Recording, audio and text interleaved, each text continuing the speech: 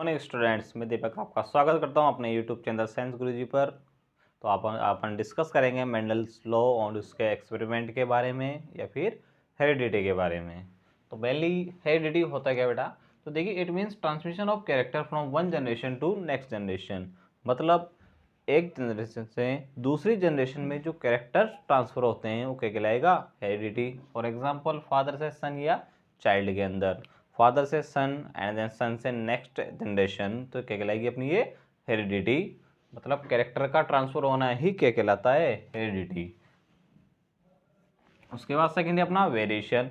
अब वेरिएशन क्या होता है? अलग अलग एडेप्टेशन होना, तो क्या कहलाएगा वो? वेरिएशन।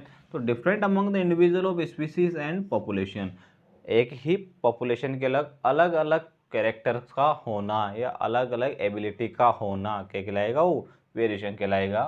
वेरिएशन ड्यू टू, अब देखो वेरिएशन किन किन के कारण आ सकता है। सबसे इंपॉर्टेंट है इन्वायरमेंटल चेंजेस। एक तो इन्वायरमेंटल चेंजेस के कारण आएगा, सबसे इंपॉर्टेंट पार्ट है। उसके बाद क्रॉसिंग ओवर। क्रॉसिंग ओवर मतलब फर्स्ट ए ब्रीड, इसका क्रॉस किया गया कोई अदर ब्रीड से, मतलब सेम स्पीसीज होना चाहिए, इन दोनों की स्पीसीज सेम है, अगर इनको क्रॉस करके एक नया ब्रीड बनाया तो उससे भी क्या होगा? वेरिएशन आ सकते हैं।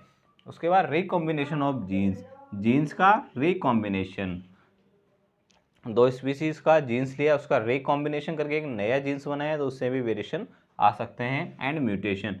म्यूटेशन होता है क्या है? Sudden changes. म्यूटेशन होगा sudden changes of genes. Genes के अंदर अगर कोई सडन चेंजेस होते हैं तो क्या कहलाएगा? वो म्यूटेशन कहलाता है।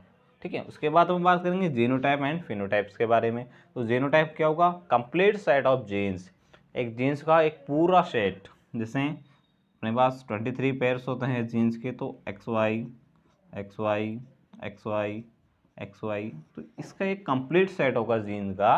Complete set of gene in an organism genome, एक पूरे जीन्स के सेट पर अगर अपने स्टडी की जाए तो क्या कहलाएगा? वो जीनोटाइप। मतलब अपन बोल सकते हैं जीन्स के बेस पर किसी चीज़ को बताना, किसके बेस पर? जीन्स के बेस पर किसी चीज़ को बताना क्या कहलाएगा? वो जीनोटाइप कहलाएगा। फिनोटाइप क्या होगा? बाहर से देखकर, ऑब्जर्वेबल कैरेक्टर, बाहर से कैरेक्टर को देखकर बताना क्या कहलाएगा बेटा? वो कहलाएगा अपना फिनोटाइप। तो जीन्स के बेस पर स्टडी करते हैं या जीन्स के बेस पर किसी चीज़ को बताते हैं तो जीनोटाइप। सपोज करें capital T and capital T small T. अब इन दोनों की अपन बात करें तो जीन्स के बेस पर बात करेंगे। जीन्स के मतलब कैपिटल टी स्मॉल टी दोनों के बेस पर, और एक लेते हैं अपन स्मॉल टी। तो अपन यहाँ पर डोमिनेंट और रिसेसिव देखते हैं। तो कैपिटल टी क्या होगा बेटा? डोमिनेंट होगा। तो ये होगा अपना डोमिनेंट, और कैपिटल टी स्मॉल टी भी क्या कहलाएगा? ये भी डोमिनेंट कहलाएगा। लेकिन जो स्मॉल टी होगा कैसा होगा? ये रिसेसिव होगा। अगर जीन्स के बेस पर बात की जाए तो ये रेशो बनेगा अपना 1:1 जीनोटाइप रेशो। ठीक है। और अगर फिनोटाइप की बात की जाए तो ये वाला भी डोमिनेंट है और ये वाला भी डोमिनेंट होगा, तो इसमें होगा 2:1। तो ये होगा इसका फिनोटाइपिक रेशियो। मतलब डोमिनेंट को देखकर अपन बताएंगे यहाँ पर। ठीक है, डोमिनेंट को देखकर बताएंगे तो 2:1।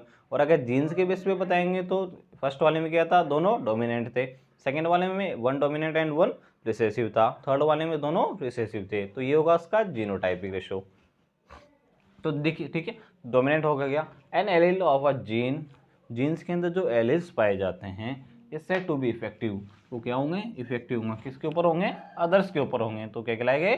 डोमिनेंट। एग्जाम्पल लेते हैं अपन, मेंडल ने जो एक्सपेरिमेंट किया था उसी की बात कर रहे हैं। कैपिटल टी उसने लिया था टॉल और स्मॉल टी उसने लिया था डॉर्फ। ठीक है। तो ये जो कैपिटल टी था टॉल वाला, ये था अपना डोमिनेंट, और जो स्मॉल टी था डॉर्फ वो था रिसेसिव। ठीक है। अब कैपिटल टी डोमिनेंट है और स्मॉल टी रिसेसिव है। अब यहाँ पर अपन बात करें कैपिटल टी स्मॉल टी का दोनों एक साथ आ जाते हैं, तो यहाँ पर जो अपना एक्सप्रेशन देगा वो कौन देगा? कैपिटल टी देगा। क्यों? क्योंकि वो कौन है? डोमिनेंट है। तो अपन इससे बोल सकते हैं टॉल या फिर डोमिनेंट। ठीक है। उसके बाद सेकंड देखते हैं अपन रिसेसिव के बारे में।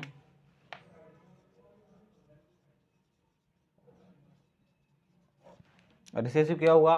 डोमिनेंट के आ जाने पर जो अपने इफेक्ट को शो ना करे वो क्या कहलाएगा बेटा? वो कहलाएगा अपना रिसेसिव। वो ऐसा एलील जो अपने इफेक्ट को किसी डोमिनेंट के आ जाने पर क्या कर दे, हिडन कर दें। तो an allele whose effect can be hidden by a dominant gene, अगर डोमिनेंट जीन वहाँ पर प्रेजेंट है तो अपने इफेक्ट को क्या कर देगा, वो हिडन कर देगा, मतलब वो अपने इफेक्ट को शो नहीं करेगा। तो ऐसे जीन्स जो अपने इफेक्ट को शो ना करें किसके आ जाने पर, डोमिनेंट के आ जाने पर, तो क्या कहलाएंगे, वो रिसेसिव कहलाएंगे। सेम यही example capital D small T, तो यहाँ पर कैपिटल डी कौन सा है बेटा, ये होगा अपना डोमिनेंट, और जो स्मॉल टी है कैसा होगा यहाँ पर, ये रिसेसिव होगा। ठीक है, अब यहाँ पर दोनों हैं तो ये क्या होगा, अगर ये आ गया कैपिटल टी आ गया तो ये स्मॉल टी क्या होगा, अपने इफेक्ट को शो नहीं करेगा।